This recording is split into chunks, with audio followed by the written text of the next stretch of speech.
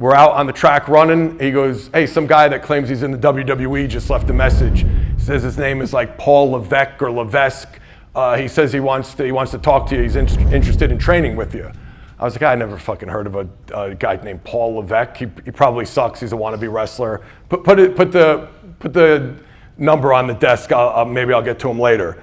One of the college kids I was training at the time knew what his real name was and was like, whoa, wait a minute, that's fucking Triple H from the WWE. Like, call him back right now. We'll finish the warm-up on our own.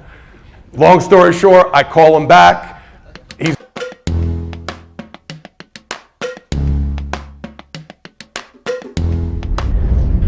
a client that basically changed the course of my business and has allowed me to pull myself out of the training all day, every day at this point and focus more on doing things like this and training trainers and coaches is Triple H. And the story of that goes, back in 2011, I'm training a group of college football players.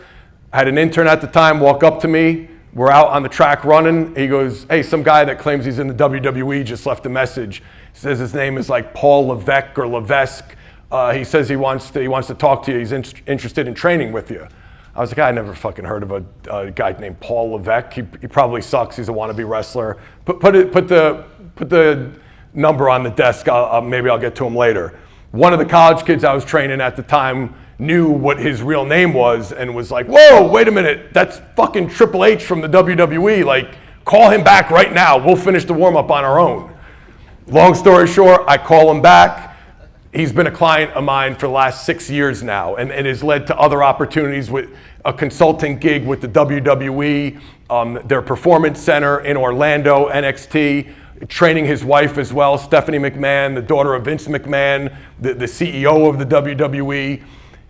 A lot of people assumed I had a connection. They go, oh, how'd you get Triple H? Like, you had a family member that was a neighbor, you knew somebody who knew somebody.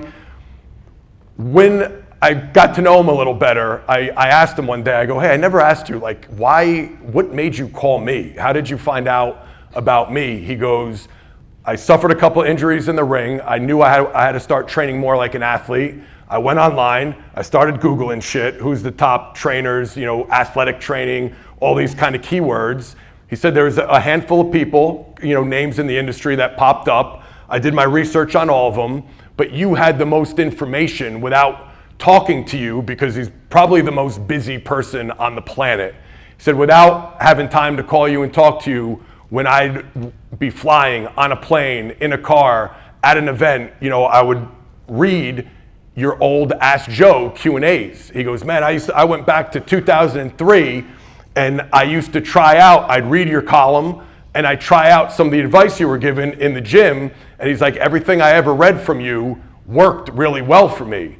Plus, he goes, I see that there's a lot of guys that you were referring to, like a high school kid named Brian Cushing, Dave Deal was a rookie in the NFL. He's like, I see that those guys are still training with you now. At the time, it was 9 years later. He said, so you kind of earned my trust with the fact that you've had guys with you for a long period of time, but more important, I took the advice from your Q&As. And he said, I did that for months on end. He goes, I probably went through all your old Q&As for a couple of years worth of stuff. And everything the advice that I was taking was working. My shoulders feel better already. I haven't even met you yet. That's what prompted me to call you. So why do I tell that story? My point is, in 2003, when I didn't go down the Jersey Shore with my friends on a weekend because I stayed home to answer some people that I don't know, answer their questions on the internet for my freaking mom to read. I wasn't doing it because I thought I was, oh, maybe someday Triple H might see this and I'll, get him as a client and it'll change the entire course of my business. I did it because I genuinely enjoyed helping people and I wasn't above doing shit in my free time. And I didn't cash in on that anytime soon. Like I said, this is 2002, 2003. He called me in 2011. So point is, sometimes you just never know who's watching. So in those early years, do not be above doing shit for free. So that quote down here, I don't do anything for free, I know my worth. especially, you guys, girls in your 20s that are just getting into this industry, be careful if that's you right now, because you don't know who's watching. You don't know who's watching, and you don't know what that could lead to anywhere from 6 weeks to 6 months to 6 years from now, 10 years from now. You never know. So I think there's a important lesson in that. So that leads us to, kind of said it already, but why is doing shit so important?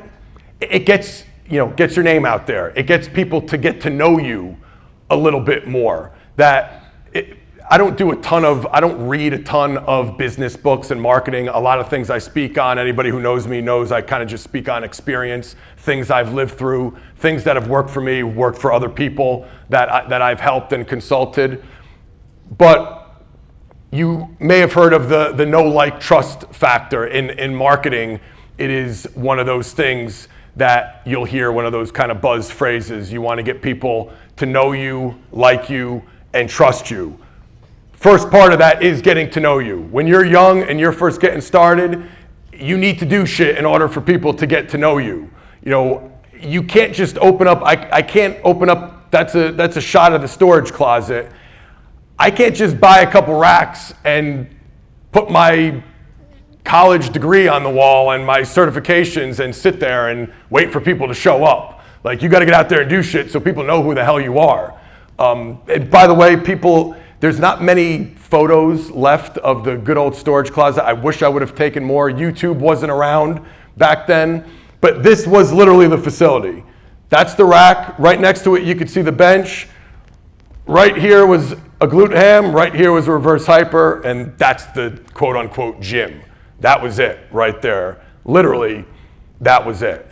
So while you're doing shit and people are getting to know you, that's the time you should be telling your story as well. I think every business needs a story, whether you are, a solopreneur, you're a business of one, even if you're still working for someone else, or you have a huge multi-million-dollar business, every business needs a story. I feel like that is your way of standing out. That's your way to be unique. There's only one of each of us in this room. If you guys try to duplicate me and my story, it's gonna look like a cheap ripoff. You're not gonna be me, nor can I be any of you. The one thing we inherently have, each of us, that is unique is ourselves and our own story.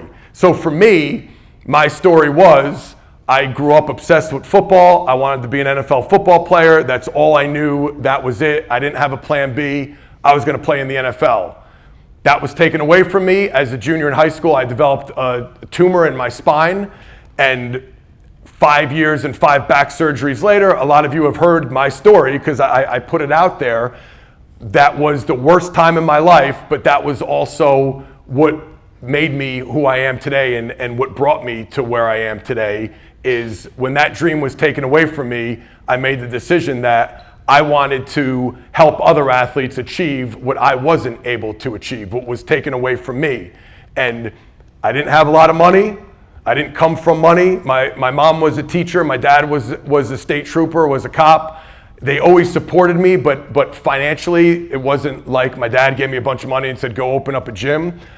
The reason why my gym was so small was because I didn't have any money, but I didn't care about the size. All I wanted to do was help people. So that's my story. That's how the storage closet came about. Dream was shattered, went to plan B, wanted to help other athletes achieve what I couldn't, did it in a real small focused environment, straight up because I couldn't afford anything bigger, nor did I care to have it because I liked that intimate atmosphere and the relationships that you build in this business. So the smaller facility enabled me to get to know my clients, get to know my athletes better, have more of a personal environment, and that's how I was able to beat the bigger facilities who were all kind of competing against each other. They all looked the same, and then you had the storage closet guy over here that was completely different.